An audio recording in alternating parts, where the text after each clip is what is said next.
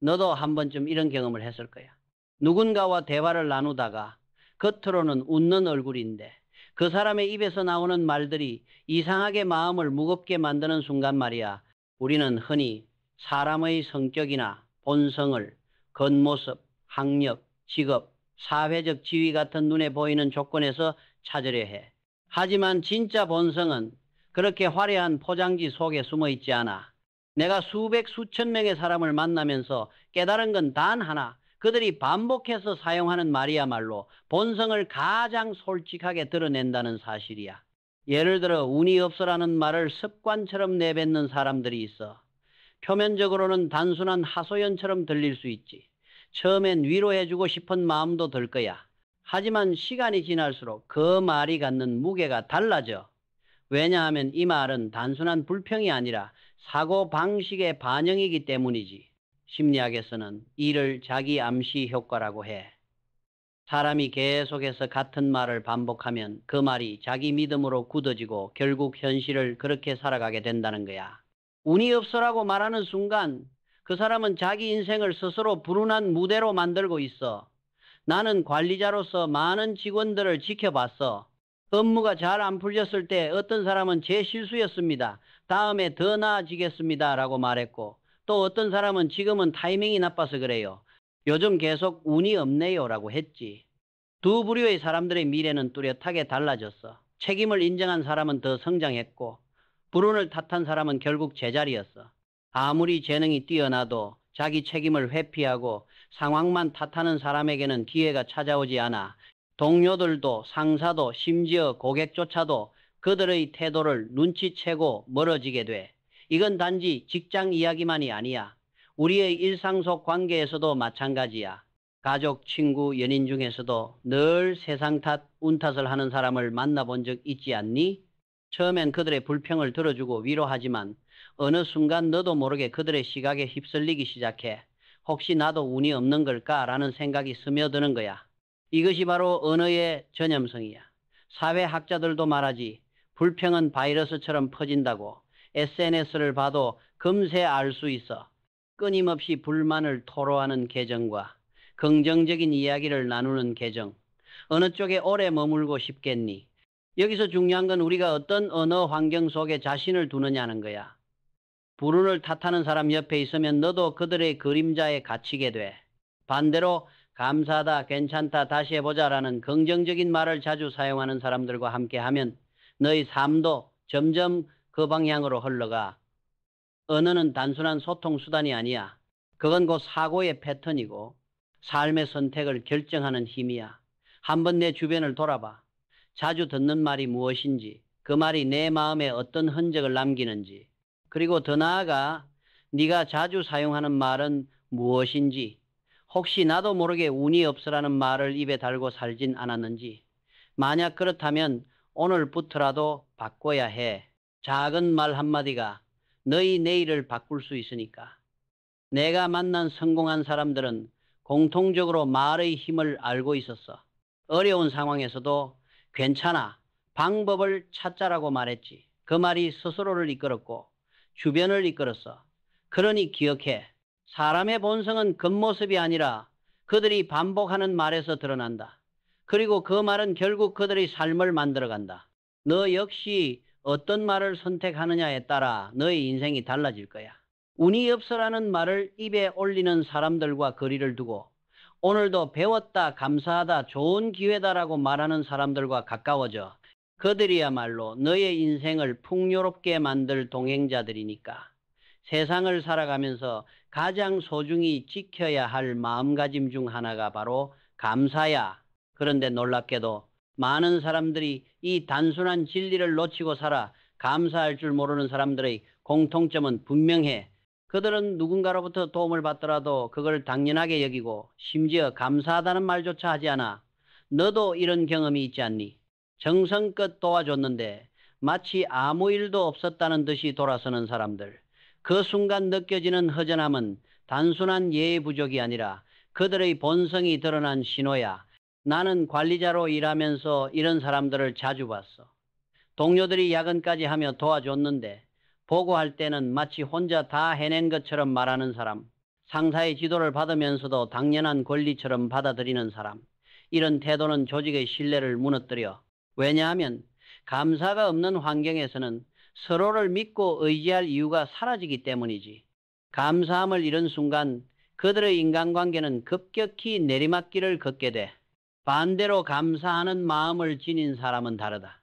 청소부, 계산원, 심지어 작은 도움을 준 동료에게도 고맙습니다라고 말하는 사람들은 그 한마디로 주변에 긍정의 파장을 만들어.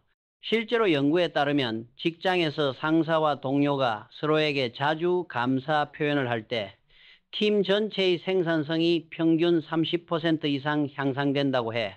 이건 단순한 데이터가 아니야. 우리가 매일 쓰는 말 속에 숨겨진 힘의 증거야. 나는 한 번은 식당에서 식사를 마치고 계산할 때 직원에게 오늘 덕분에 기분 좋은 식사였습니다. 감사합니다라고 말했어. 그 순간 직원의 얼굴이 환하게 변하더군. 그 미소는 나뿐만 아니라 옆에 있던 다른 손님들에게도 전해졌어. 그날 그 공간의 공기는 조금 더 따뜻해졌지. 감사란 그런 거야.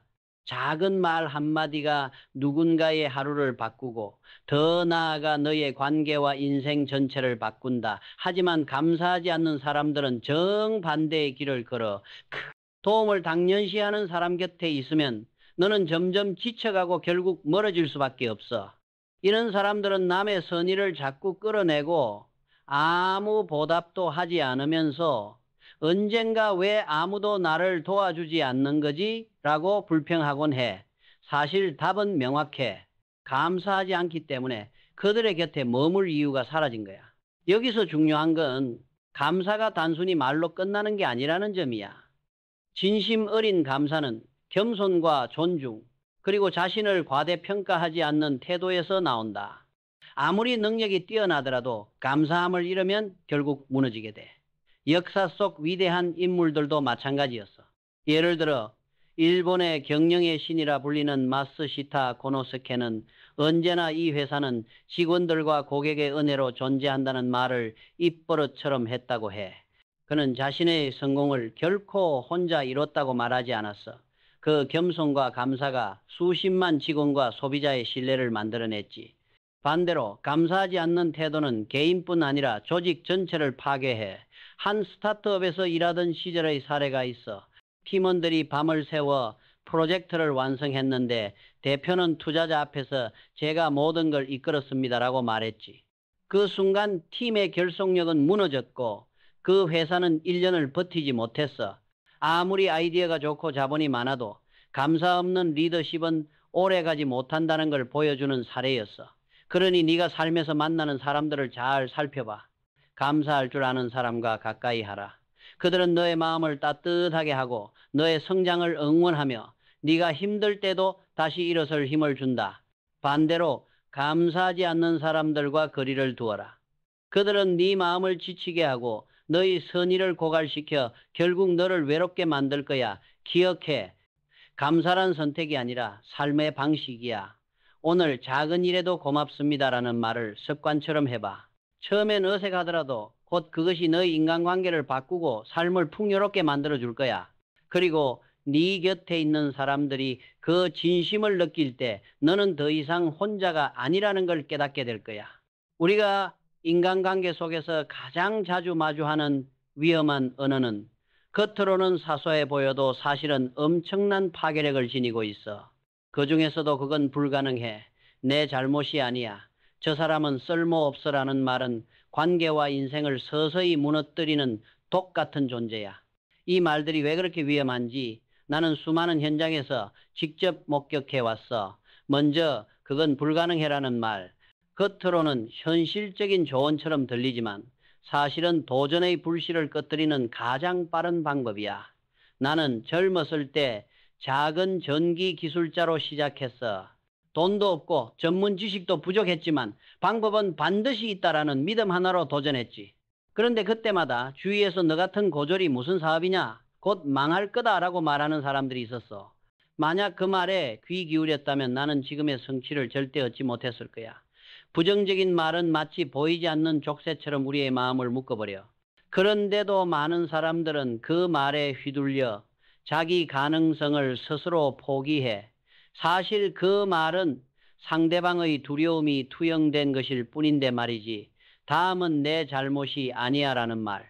겉으로는 변명 같지만 그 안에는 더 깊은 문제가 숨어 있어 자기 책임을 인정하지 않는 태도는 성장을 완전히 가로막아.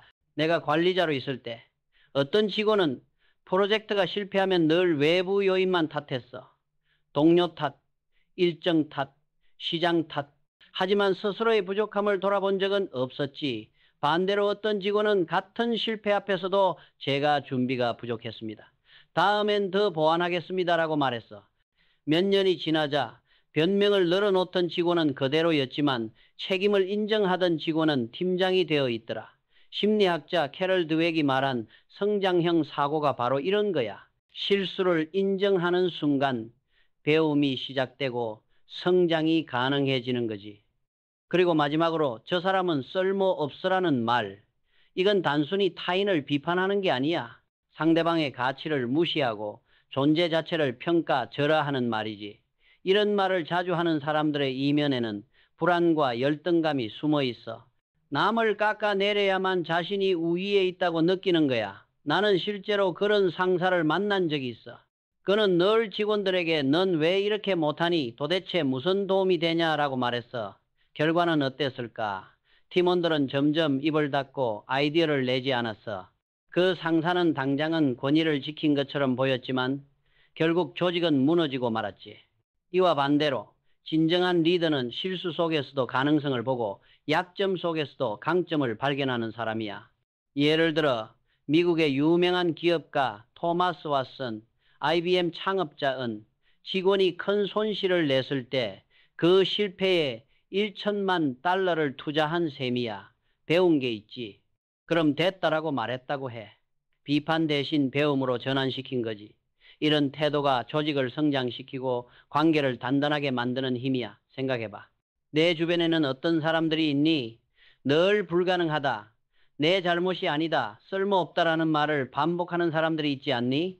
처음엔 그 말들이 단순히 부정적인 성격의 표현처럼 느껴질 수 있어. 하지만 시간이 지나면 너의 사고와 태도까지 서서히 잠식해. 어느새 너도 책임을 회피하고 불가능만 바라보고 타인을 평가절하 하는 습관에 물들게 될 거야. 그러니 지금이라도 경계해야 해. 네 가능성을 막는 말, 네 책임감을 흐리는 말, 타인의 가치를 짓밟는 말, 이런 언어를 입에 달고 사는 사람들과는 거리를 두어라. 그 대신 네가 가까이 해야 할 사람은 실수를 인정하고 가능성을 격려하며 타인의 장점을 발견하는 사람들이야. 그들과 함께하면 너희 삶도 점점 더 풍요로워질 거야. 말은 단순한 도구가 아니야. 그것은 사람의 본성을 드러내는 거울이자 관계의 미래를 결정짓는 씨앗이야. 내가 어떤 말을 듣고 또 어떤 말을 사용하는지에 따라 내 삶은 전혀 다른 방향으로 나아갈 수 있다. 지금 이 순간 너는 어떤 씨앗을 심고 있니? 우리가 사람을 평가할 때 가장 자주 하는 실수가 뭔지 아니? 바로 타인의 겉모습이나 말투만 보고 판단하는 거야. 하지만 진짜 중요한 건 그 이전 단계야. 타인을 꿰뚫어보는 힘은 사실 자기 성찰에서 시작된다는 거지. 네 마음이 흐려져 있다면 상대의 본성을 제대로 볼 수 없어. 나는 젊었을 때 큰 배신을 당한 적이 있어. 함께 회사를 키워가던 동료가 있었는데 그는 나를 떠나면서 회사 자금을 빼돌리고 사라졌지. 그 충격은 말로 표현할 수 없을 정도였어. 며칠 동안 잠도 못 자고 왜 하필 내가 저런 사람을 믿었을까라는 자책만 했지. 하지만 시간이 지나 깨달았어. 그를 탓한다고 아무것도 바뀌지 않는다는 걸. 그래서 나는 스스로에게 물었어. 혹시 내가 너무 서두른 건 아닐까? 내 욕심 때문에 경고 신호를 무시한 건 아닐까? 답은 내 안에 있었어. 그 순간부터 나는 사람을 탓하기보다 먼저 내 마음을 돌아보기 시작했어. 동양 철학에서도 같은 이야기를 해. 불교에서는 마음이 맑으면 세상이 맑게 보인다고 하지. 유교의 공자도 군자는 자신을 먼저 돌아본다고 강조했어. 일본의 선학에서는 좌선조를 통해 내 마음의 흐름을 정화해야 타인의 진심을 볼 수 있다고 말하지. 모두 같은 가르침이야. 결국 인간관계의 시작은 내 마음을 다스리는 것에서 비롯된다는 거지. 내가 직접 경험한 것도 이와 같아. 마음이 조급하고 욕심에 가득 차 있을 때는 사람들의 거짓된 웃음이나 허영을 구분하지 못했어. 하지만 매일 하루 10분이라도 조용히 스스로를 돌아보는 습관을 가지면서 상대의 말투 속 작은 위선이나 진심을 조금씩 알아차릴 수 있게 되었지. 마치 흐린 안경을 닦아내듯 내 마음이 맑아지니 세상도 선명해진 거야. 성공한 경영자들을 보면 공통적으로 자기 성찰의 습관이 있어. 마스시타 고노스케는 매일 밤 자신이 하루 동안 한 결정들을 돌아보며 내가 교만하지 않았나, 남을 존중했나를 자문했다고 해. 또 한국의 기업가 정주영 회장은 큰 성공 뒤에도 늘 내가 어디서 잘못할 수 있을까를 먼저 고민했다고 하지. 이 자기 점검의 습관이 그들을 신뢰할 수 있는 리더로 만들었고 수많은 관계를 건강하게 지켜낸 힘이었어. 중요한 건 타인을 꿰뚫으려 애쓸 필요가 없다는 거야. 스스로의 마음을 투명하게 유지하면 자연스럽게 상대의 본성이 드러나게 돼. 누군가의 말 속에 스며든 부정적인 기운, 억지스러운 미소, 필요 이상으로 과장된 자신감, 이런 것들이 눈에 보이기 시작해. 반대로 진심과 감사가 담긴 말은 금세 따뜻하게 다가오지. 그러니 이제 관계에서 길을 잃고 싶지 않다면 매일 자신을 들여다보는 시간을 가져라. 욕심과 편견, 분노가 마음을 흐리지 않도록. 그러면 자연스럽게 불필요한 사람들은 네 삶에서 걸러지고 진심 어린 사람들만이 곁에 남게 될 거야. 인간관계는 결국 선택의 문제고 그 선택은 내 마음의 상태에 달려 있어. 마지막으로 기억해. 네가 함께 시간을 보내는 사람들, 네가 주고받는 말들, 네가 선택하는 관계가 결국 네 삶의 방향을 결정한다. 오래된 관계라 해도 그것이 계속 너를 끌어내리고 있다면 용기를 내어 거리를 두어야 해. 놓아주는 건 차가움이 아니라 내 마음과 미래를 지키는 가장 따뜻한 방법이야. 대신 너를 격려하고 믿어주며 더 나은 너로 이끌어주는 사람들과 함께하라. 그게 의미 있고 충만한 삶을 사는 길이야. 결국 사람을 꿰뚫는 능력은 남을 비판하는 눈이 아니라 자신을 들여다보는 습관에서 자라난다. 네 마음이 맑을수록 네 앞에 놓인 인간관계의 길도 밝아질 거야. 그러니 오늘부터는 다른 사람의 말만 관찰하지 말고 네 마음이 어떤 말에 흔들리고 있는지도 살펴봐. 그것이야말로 너를 지키는 최고의 나침반이 될 거야.